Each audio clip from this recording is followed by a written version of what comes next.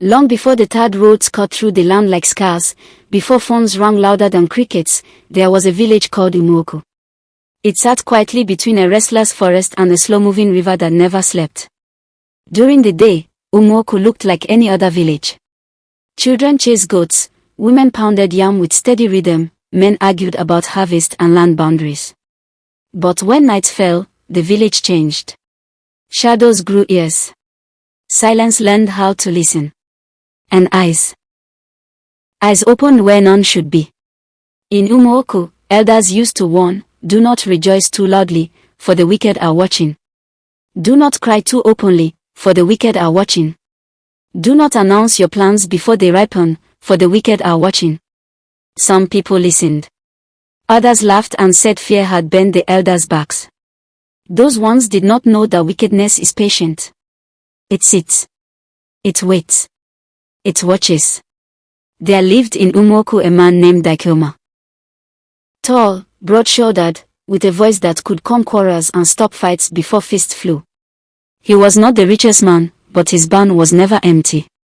He was not the strongest, but his name commanded respect. He had one wife, Zainabu, a woman whose beauty was quiet, not loud, the type that stayed in the mind after you walked past.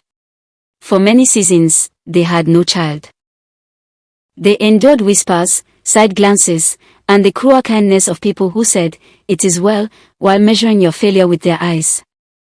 Then one year, when Harmattan overstayed its welcome and the rains came late, Zainabu conceived. The village rejoiced with them. Too much. Drums beat. Goats were slaughtered. Palm wine flowed like the river after heavy rain. Daikoma danced and shouted his thanks to the heavens. He did not see the eyes watching from the edges of celebration. He did not hear the teeth grinding behind smiles. When the child was born, a boy, they named him Chokudi, meaning God exists. The name alone was a declaration, and declarations attract attention. Chokudi grew fast. Too fast. By the time he could walk, he already understood words beyond his age. By 5 seasons, he asked questions that made elders clear their throats before answering. By 10, he could remember proverbs after hearing them once. People began to talk. Admiration and envy drink from the same cup. There was a man in Umuoku called Oboji. He was rich, richer than most, but his wealth tasted bitter in his mouth. His children had all died young, one after the other, like candles blown out by unseen fingers. Each burial carved something away from him until what remained was hollow. He smiled less. He watched more. When he looked at Chokudi, something twisted inside him, something old and dark, like a wound that refused to heal. The wicked are watching, the elders warned again when Chokudi began to excel at everything he touched. But Daikoma, drunk on gratitude and pride, laughed. Let them watch, he said. Can eyes kill what God has planted? Eyes cannot kill, my people, but they can invite hands. As Chokudi approached manhood, strange things began to happen.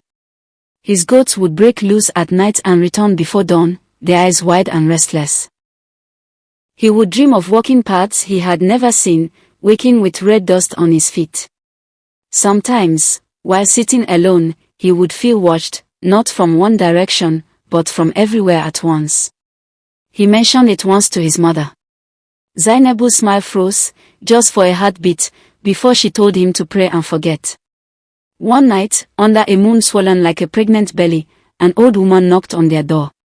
Her back was bent like a question mark, her voice thin but firm. She asked for water.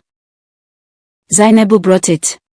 The woman drank slowly, then looked straight at Chokudi. They are watching you, she said. Who? Daikoma demanded. The woman smiled, showing gums hardened by age. Those who cannot sleep when others prosper.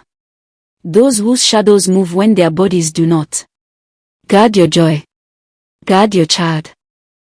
Before anyone could ask more, she turned and disappeared into the night, swallowed by darkness like she was never there. From that day, Zainabu's fear grew roots. She prayed at dawn, at dusk, at midnight. She stopped allowing Chokudi to roam freely. But wickedness does not knock loudly. It slips in through cracks. Oboji began to visit more often. He brought gift. Too many gifts. He praised Chukwudi's intelligence, his strength, his future. Dakioma felt honored. Zainabu felt cold. The wicked are watching, she whispered to her husband one night.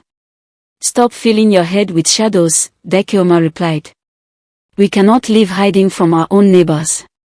Neighbors? Yes. That is where wickedness likes to sit, close enough to touch.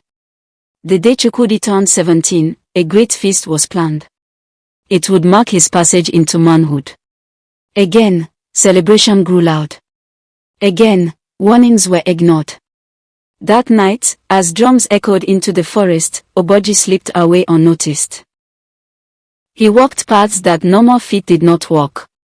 He spoke words that normal mouths did not speak. He paid a price that only desperate men are willing to pay. At midnight, Chukwudi screamed. Zainabu ran to his room to find him convulsing, eyes rolled back, foam on his lips. Dakioma shouted for help. Elders gathered. Herbalists came and shook their heads. For 3 days and nights, Chukwudi hovered between this world and the next. On the 4th day, he woke. But the boy who woke was not the boy who slept. His eyes had changed. They looked deeper, older, like they had seen things not meant for human sight. He spoke less. When he spoke, his words carried weight, and sometimes fear. He began to walk at night, returning before dawn with answers to questions no one had asked him yet. People started avoiding him. Whispers followed him like flies. Oboji watched from his compound, satisfaction hidden behind grief-worn eyes. The wicked are watching, and sometimes they succeed. One evening, Chukwudi sat with his father by the fire. Papa, he said calmly, there is something living near us that should not be. Dakioma frowned. What do you mean? There are eyes in the forest that see into our dreams. There are mouths that feed on futures. They have marked me. Dakioma laughed, uneasy. You are tired. Rest. Chukwudi nodded, but his gaze drifted toward Oboji's compound, where a light flickered though no one was supposed to be awake. That same night, Zainabu vanished. No scream. No struggle. One moment she was there, the next, gone. Panic tore through Umuoku. Men searched the forest. Women wailed. Elders consulted oracles. Every sign pointed in one direction, but no one dared speak it aloud. The wicked are watching, and sometimes they silence those who speak too loudly. 3 days later, Chukwudi found her. Or what remained of her. At the edge of the river, wrapped in ritual leaves, life drained away for purposes no loving heart could imagine. Something inside Chukwudi broke, and something else took its place. He did not cry. He did not shout. He stood, still as carved wood, while the river whispered secrets only he could hear. That night, the sky darkened without rain. The wind held its breath. Chukwudi walked to the village square and spoke. I know who did this, he said. People gathered, trembling. Oboji stayed in his compound, heart pounding. The wicked are watching, Chukwudi continued, his voice carrying beyond walls. But now, I am watching too. He turned toward Oboji's house. Every step he took felt heavier than the last. Chickens scattered. Dogs whimpered and ran.